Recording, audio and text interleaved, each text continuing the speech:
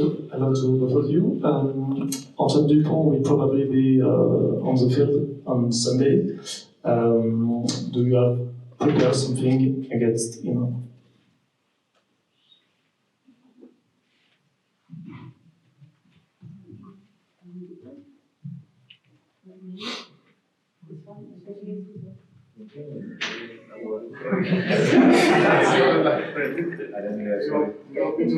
Yes, please. Okay. Antoine Dupont will certainly be on the field on Sunday. Have you prepared something for him? Do you want? I think we obviously prepare for the whole French team. We never prepare for individuals. I think obviously Dupont is a really important player for France, and we understand that. But I think we'll be focusing on France as a whole, as a team. And I think, yeah, it's also just about us getting what we want to get right on the weekend. Jesse, at the back here. Hi, Steve from BOYLESPORTS. Jesse, I mean, injuries are never a fun environment to be around. 2019 had a very different World Cup to what you've had so far.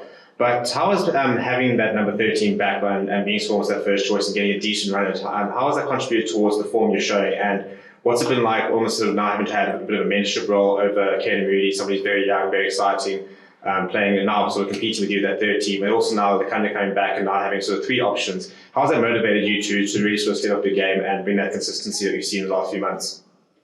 Yeah, I don't think the Springbok jersey is ever yours. So I don't think the 13 is ever mine. But I think it's been really good to obviously have Lucanio back as well. I think he's obviously put himself into contention for selection this weekend. We obviously haven't heard the team yet. Caden's also another guy, like you mentioned, that's done really well in the 13th jersey. So I must say, obviously having some game time throughout the World Cup has been really, really positive. I think going back to the last World Cup, being injured obviously in the first round was very disappointing. And I think we've seen it with my Pimpy as well. I've obviously been on the other side and seeing him leave. But then again, it's been great to get Lucanio in. Obviously, he's invaluable and a world-class player. And he's really a great guy to have back in camp. It really helps a guy like myself and I suppose a guy like Moody as well. So yeah, it's great to have him back in camp and disappointing for my Pimpy to go.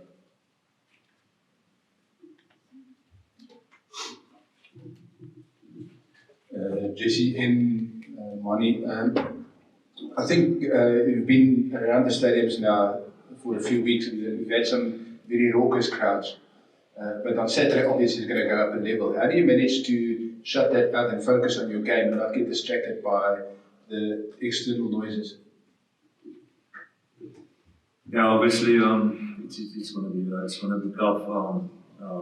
The fans are going to be rooting for them, but lucky for us, we had the opportunity last year playing against them, playing in front of the crowds, that experience was good for us. But for us, it's just to obviously focus on us, on ourselves. Like you just said, what we want to get out of the game and how we want to play, and obviously, just focusing on us. Yeah, I think Bonnie's kind of answered the question, but it would be, I personally very excited if I do get the chance to play. I think it will be, it's a packed out stadium in France, against France. It's really, I suppose, the pinnacle of rugby and a World Cup. It's really exciting. So it's something that I think the whole team will look to embrace. And it's going to be a really, really exciting spectacle.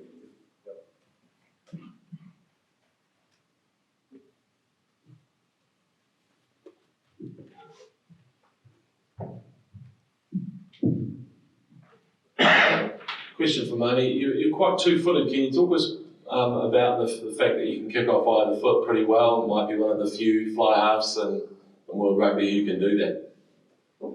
I mean, obviously that's a skill that I worked on since I was little. Growing up, working on kicking with both feet, and it's something I do for years now. I'm just happy to be in a position where I can kick with both feet. Yeah.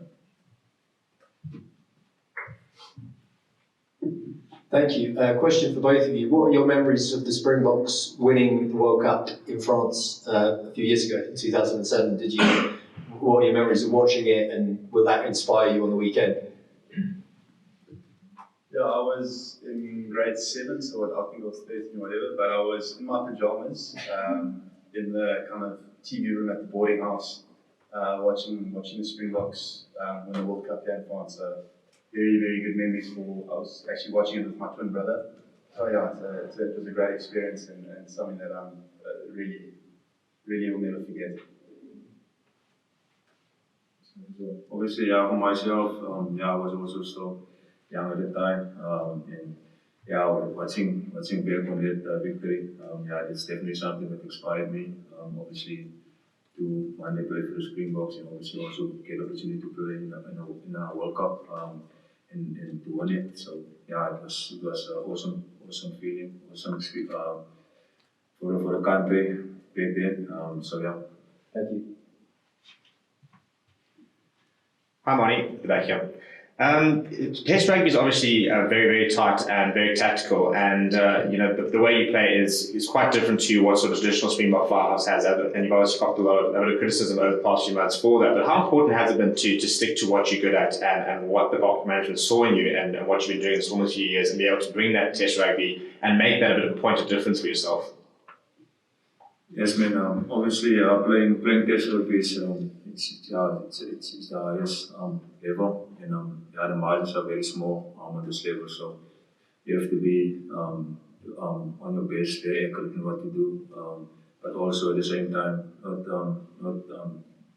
how can I say, go away from what you do best. I just think it's just go out throughout the week, work hard and try to prepare to the best of your ability, and keep on backing your ability to do the things that you doing good on the field. So yeah, that's what I know. Manie, obviously there's always this focus on your kicking questions and all of that. How much are you able to see what people are saying on social media about your kicking? Is the way that you block that out? How do you approach that type of situation and the critics? And for you, Jesse, obviously going to the quarterfinals now, every game is make or break if you make it through. How do the guys approach that? Is there a difference in the intensity and the tempo of the training, or is it always just a usual base level training in tempo and intensity that you guys have as a team? So no, for myself, obviously, I'm not one watching what's going on in the media, and obviously I know what the criticism that is out there when it comes to my kicking and stuff. But like I said, for me, it's just I'm just focusing on myself, focusing on to get it right. I know it's already that I have to get it right, especially at this level.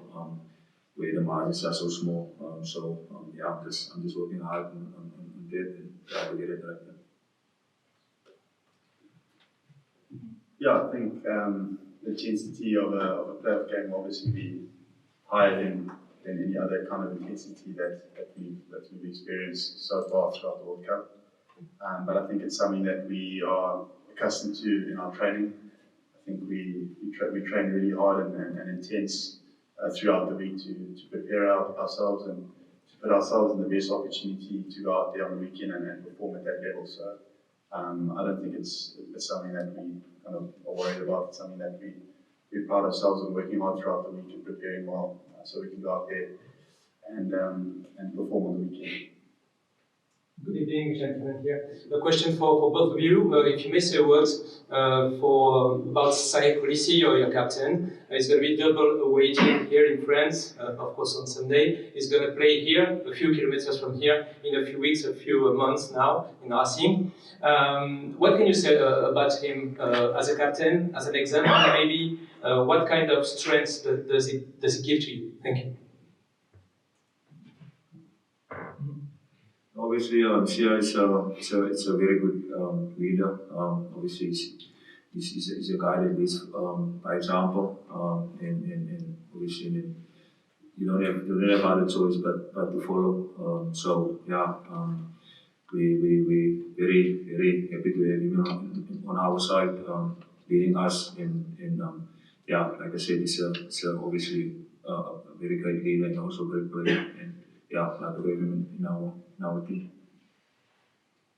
Yeah, I think what sets here aside from other leaders is how he includes everyone's opinion in the team. I think he's always open to listening to everyone's thoughts and ideas on different things. And I think as an individual, that allows you to feel very inclusive and that your opinion is heard. And I think that's something that's not very, I suppose, common in leadership. And that's something that I've certainly learned from him. And yeah, I suppose it's bettered us all and allowed us all to become leaders. So I think that's how I sum up kind of see as leadership. Question over here, sorry. Both played in that France game last November, I think it was. Varsity just said that after that game it made you, as a squad, change the way you approach the game, especially regarding referees. What are your thoughts? What changed in the process, and what are your general memories of playing against France last November? Yeah, I think for us it's more about just focusing on our processes. I don't think Manie or I are involved with anything to do with refs on the field. I think we leave that up to, or the refs speak to the captains and the leaders on the field. So I think it's more about Manie just running the game, and myself personally focusing on the defense and things like that, and what I have to do if I'm playing. But yeah, I think we kind of just need to focus on adding our own roles and getting our own things done, and we'll leave the rest up to the guys on the field. That's their roles. On the front. On the front. What memories you have of that game? Yeah, it was like I said, it was an awesome experience playing in front of a big French, or a full French crowd. Something that I really enjoyed, and I think a lot of the guys also enjoyed. And I think we really fought hard in that game, and yeah, I think we can take confidence out of that performance from November, and yeah, I think it really gives us something to be excited about for the weekend. Hey GC, Stacey here. As a centre myself, asking you, another centre, I think it's the most important position on the field. But how do you prepare for a big quarter-final like this in front of a French crowd? And secondly, how do you feel after a game that you've done everything you can, you've walked off the field smiling? What have you done to have those feelings when you're out there playing a game of rugby? Yeah, I think the props will disagree with us here. I think they think that they're the most important players on the field. But yeah, I think as a centre, I think it's just about kind of knowing what the other team brings and the style of play and how they like to play. About knowing, I suppose, the other individuals in the team and obviously the guys you playing against, knowing what they do and what they like to do. And then, yeah, I think personally it's just about being able to look at your, I suppose, fellow teammates after the game and just, you know, when you look at a teammate and you've done your best, I think that I suppose mutual respect is what you play for. So I think that's for me personally why I play. Jesse, you touched on it there, but what was it like trying to tackle those big French centres like Danty and Fiku?